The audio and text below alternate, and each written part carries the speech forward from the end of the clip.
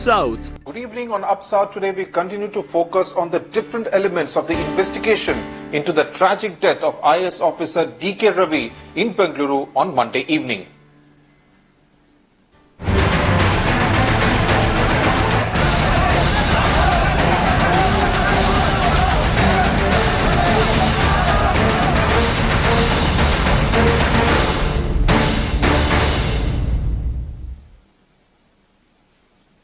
The mysterious death of DK Ravi has become the latest flashpoint between the Karnataka government and the opposition. In fact, MLAs of the BJP and the JDS spent the night inside Vidhan Sabha demanding a CBI probe into DK Ravi's death. In fact, later in the day, Ravi's parents and family members did the same, protesting outside the Vidhan Sabha, demanding justice for their 36-year-old son who is no more, a man who died fighting for justice in the system. In fact, just now, Chief Minister Siddaramaiah met the family members and spoke to them and has assured them that justice will be done in DK Ravi's case. The case was handed over to the CID yesterday, but in a surprise move, the IG CID, Pranab Mohanty, was transferred today.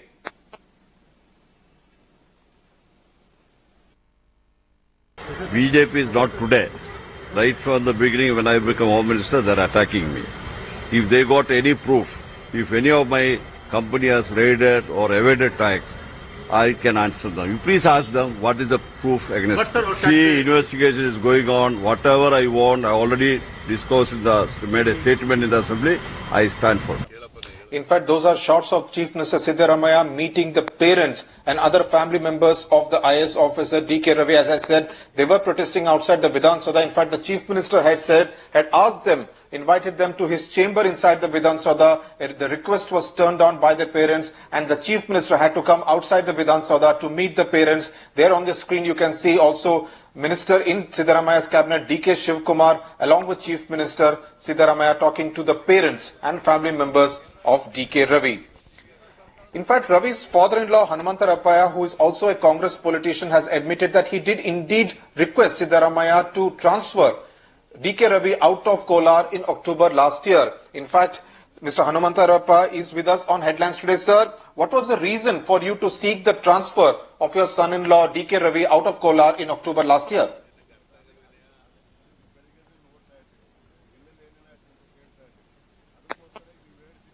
When he was working in Kolar, he was working for 1 year, 3 months. Lastly, it's become a for and against group. Throughout the district, public wants Ravi to continue in Kolar. But some few leaders, they don't want Ravi to continue as a DC. So in the middle, Ravi has become he was working very pressurely. And he was working up to night 10:30, 11 o'clock in the office. My daughter has requested me, Dad is doing very good job, very wonderful job throughout this district. Everywhere I am getting very respect from the public, but he's coming only after 10:30, 11 o'clock. Always he will be in office. We want to lead peaceful life in my residence. And then as a DC, he took some strict action against the land mafia. That time the rumors become spreading that rumors. Some of the agents, the land mafia, they are having contact with the gangs. So they will know how to deal with the DC. So I came to know that rumors. So Ravi also requested me. I already served 1 year, 3 months.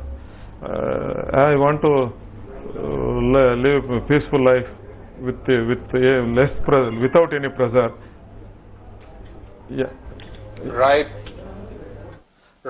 So, sir, was your son-in-law receiving any kind of death threats while he was in Kolar? No. Specifically, he didn't tell any about any death threat or any phone call or any personal these things. Casually, when we are discussing with us, he was telling lot of pressure is there. We can't perform our duties as per law. Everywhere we will get a pressure. That's what he is telling. He didn't say any specific calls to this thing. Right. In fact, while he was as the DC of Kolar, he did take on the sand mafia, the land mafia there in Kolar. So were there any specific threats from these two mafias? Regarding his duty as a DC in Kolar, all the medias and print medias have given detailed reports.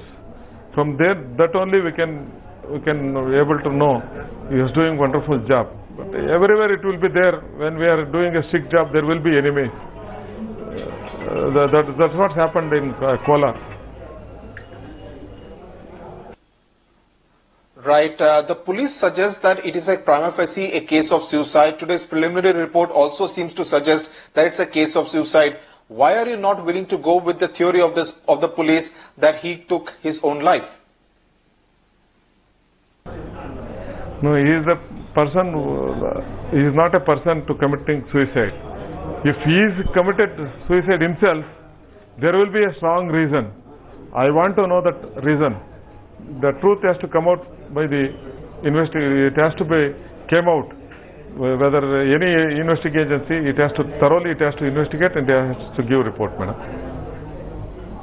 Right. There is also a lot of speculation, sir, over personal differences, and perhaps it was because of personal reasons that he met this tragic death, that he took the extreme step of ending his life. What do you have to say about that? Is there any kind of truth to that? There was a beautiful personal life in my family and his Ravi's father's family. My daughter and Ravi and his family they are very happy after right. the marriage up to till Monday. But some of these things are spreading the rumors that Ravi, my daughter and Ravi's family and along with Ravi there was a dispute. They are spreading the rumors. But I want to know if the agency get mobile conversation, so you will get know the every details, madam. Right. The state government has ordered a CID probe, but are you also with the parents when they are saying that nothing less than a CBI probe will do in unearthing the real reason behind DK Ravi's death? I want only one thing: the truth has to come out, whether it is CBI or any other higher agency or COD. It has to come. The truth has to come out, man. Right. Meanwhile, thanks a lot, sir, for joining us on Up South on Headlines today. Meanwhile, the postmortem report, the preliminary postmortem report is out, which indicates that the death was because of asphyxiation, that is suicide in this case of DK Ravi. In fact, joining me now is our Deputy Editor Rohini Swamy from outside the Vidhan Sauda in Bengaluru. Rohini, the very fact that the IG CID has been transferred out rather abruptly on a day when the case was transferred to the CID is extremely mysterious. This, of course, raises a lot of suspicions. What are the voices that you're picking up on the ground there in Bengaluru? Well, a lot of people are reading between the lines, especially when it's regarding this particular transfer, as in the CID was handed over the case just yesterday, and today the IGP gets transferred. Now, they're also saying that the parents of DK Ravi are here in Vidhan Sauda right behind me, and they are protesting and saying that the inquiry should not be conducted by the CID, rather it should be handed over to the CBI so that a fair inquiry takes place. I'm also joined here by the Deputy Chairman of the Legislative Council, Mr. Puttana. You're also a very close family friend. You know something in terms of details of what happened to the family. As in, you said that he was very tense that night. Around 10:30 in the night, he got a call where he was very upset. What are the details? Madam, ಅದು Sunday ಅವ್ರು ಹೇಳ್ತಕ್ಕಂಥದ್ದು ಮನೆಯಲ್ಲಿ 10:30ಗೆ ಒಂದು phone call ಬಂದಿದೆ. ಅದರಲ್ಲಿ ಜಾಸ್ತಿ ಕೂಗಾಡ್ಕೊಂಡು ಮಾತಾಡಿದ್ದಾರೆ, tension ತಗೊಂಡು ಮಾತಾಡಿದ್ದಾರೆ ಅಂತೇಳಿ. ಮತ್ತು ಸಾಯಂಕಾಲ 4:15 ಟೈಮಲ್ಲಿ ಸೇಮ್ ಅದೇ ಥರ ಆಗಿದೆ ಅಂತೇಳಿ. ಮತ್ತು ಮಂಡೇ ಮಾರ್ನಿಂಗ್ 10:30 10:40ಗೆ ಆಫೀಸಲ್ಲೂ ಕೂಡ ಅದೇ ಥರ ಆಗಿದೆ ಅಂತೇಳಿ ಎಲ್ಲ ಹೇಳ್ತಿದ್ದಾರೆ. ಅದಕ್ಕೆ ಇದು ತರೋ ಎನ್ಕ್ವೈರಿ ಆಗಬೇಕು, ಮತ್ತೆ ಡೈಲ್ಯೂಟ್ ಮಾಡೋದು ಆಗಬಾರ್ದು. But you are saying that he was receiving repeated calls, which was pressurizing him, and he was talking in a high tone. He was getting angry with someone. Are you saying these were threat calls? ಇರ್ಬೋದು. ನಾನು ಅದಕ್ಕೇನೆ ಅದು ತರೋ enquiry ಆಗಬೇಕು ಅಂತೇಳಿ. ಆಮೇಲೆ ಈಗೇನು CID enquiry ಕೊಟ್ಟಿದ್ದಾರೆ, ಈಗಾಗಲೇ ಪ್ರಣವ್ ಮೊಹಂತಿ ಅಂತವ್ರು ಇದ್ರು, ಈಗ ಅವರಲ್ಲಿ ಈಗ ಬೇರೆಯವ್ರನ್ನ ಹಾಕಿದ್ದಾರೆ. ಇದರಿಂದ ಏನಾಗುತ್ತೆ ಅಂತ ಜನಗಳಲ್ಲಿ ರಾಜಕಾರಣಿಗಳು ಮತ್ತು ಸರ್ಕಾರದ ನೈತಿಕತೆನ ಪ್ರಶ್ನೆ ಮಾಡ್ತಕ್ಕಂಥದ್ದು ನಡೀತಾ ಇದೆ. But do you think, sir, you're saying the transfer of Pranav Mohanty also is being looked as suspicious? It is not good. It is not but fair. Sir, if I can ask you, what do you think? Do you see foul play in this? Do you think that Is it, the police said it was suicide. Is it suicide, or are you all reading it to be that abetment to suicide, or could it be even murder? ಏನು ನಡೆದಿದೆ ಅಂದರೆ we don't know. But ನಮಗೇನು ಅಂತಂದರೆ 3-4 ಸಲ ಈ ಥರ ನಡೆದಿರೋದ್ರಿಂದ, ಆಮೇಲೆ ಇದು ಗೊತ್ತಾಗಿರ್ತಕ್ಕಂಥ, ಗೊತ್ತಿಲ್ಲದೇ ಎಷ್ಟು ಸಲ ಬಂದಿದ್ದು ನಮ್ಗೆ ಗೊತ್ತಿಲ್ಲ ಫೋನ್ ಕಾಲ್ ಈ ಥರ. You don't know how many times the phone calls have come. But has he ever told you, when you spoke to Ravi, has he ever told you that he has been pressurized? Now there are also names that have been taken, especially Ravi's father-in-law has come out in the press conference and taken names of certain MLAs saying that he was pressurizing him. He was also following a real estate sector. Anything that he has told you? ಅಲ್ಲ ಇರಲಿ madam, ನಾನು ಹೇಳೋದೇನು ಅಂತಂದರೆ, ಈಗ enquiry ಆಗಲಿ. ಈಗ ಸುಮ್ಮನೆ ಅವ್ರ ಫ್ಯಾಮಿಲಿನಲ್ಲಿ ಹೇಗಿತ್ತು, ಅಂಡರ್ಸ್ಟ್ಯಾಂಡಿಂಗ್ ಎಲ್ಲ ಡಿಫರೆನ್ಸ್ ಇತ್ತು, ಅವ್ರ ಫಾದರ್ ಇನ್ ಲಾಗ್ ಏನೋ ಇದಿತ್ತು, ಅದು ಇದು ಅಂತೆಲ್ಲ ಸುಮ್ಮನೆಲ್ಲ ಬೇರೆ ಬೇರೆ ಸುದ್ದಿನ ಹಬ್ಬಿಸಿ ಆಮೇಲೆ ಅವ್ರ ಕ್ಯಾರೆಕ್ಟರ್ ಅಸಾಸಿನೇಟ್ ಮಾಡೋದು, ಈ ಥರ ಅದನ್ನು ಡೈಲ್ಯೂಟ್ ಮಾಡ್ತಕ್ಕಂಥ ರೀತಿಯಲ್ಲಿ ನಡೀತಾ ಇದೆ ನಿನ್ನೆಂದೀಚೆಗೆ. ಬಟ್ ಅದಾಗಬಾರ್ದು. ಟ್ರುತ್ ಏನಿದೆ ಅದು ಈ ರಾಜ್ಯದ ಜನತೆ ಗೊತ್ತಾಗಲಿ, ಈ ರಾಷ್ಟ್ರದ ಜನತೆ ಗೊತ್ತಾಗಲಿ. ಆ ಕಾರಣಕ್ಕೆ ಇದು CBI ಎನ್ಕ್ವೈರಿಗೆ ಹಾಕಲಿ ರಾಜ್ಯ ಸರ್ಕಾರ, ಅನೌನ್ಸ್ ಮಾಡಲಿ. Let the truth come out. Let the CBI inquire into it. They do not know what the truth is, how exactly what drove him to suicide or to his death. But the point is that they're raising, what he also was saying is he was getting repeated calls where he was getting angry when he was talking to somebody else on the phone, and that is what he is, being a close family friend and also knowing Ravi for so many years, what has been observing, and that is what he's trying to communicate, saying that an in-depth investigation be conducted. Right. So who was really the caller who called and spoke to Ravi at 10:30 on Sunday evening? That's probably will be some kind of a mystery which the CID will have to crack as soon as possible, or if the Karnataka government indeed agrees to the request to transfer the case over to the CBI. Was found dead at his apartment in southeast Bengaluru on Monday evening. In fact, there has been a demand that a CBI probe should be ordered into his mysterious death, even as the Karnataka government has ordered a CID probe. In fact, just a while ago, his parents and other family members staged a dharna outside Vidhan Sauda, demanding that Karnataka Chief Minister Siddaramaiah come and meet them, which he did along with some of his ministers, and listened patiently to what they had to say. In fact, those are the pictures coming to you from Bengaluru right now. That was also Karnataka former Chief Minister H.D. Kumaraswamy, and also leader of the opposition Jagdish Shettar, and former Chief Minister, who is also now meeting the family members of DK Ravi, the IAS officer who was found hanging at his apartment in Bengaluru on Monday evening. In fact, let's cut across now to Jayaprakash Narayan, former IAS officer of the Andhra Pradesh cadre, who is also now a politician. Dr. Narayan, this man DK Ravi was known to have taken on the mafia.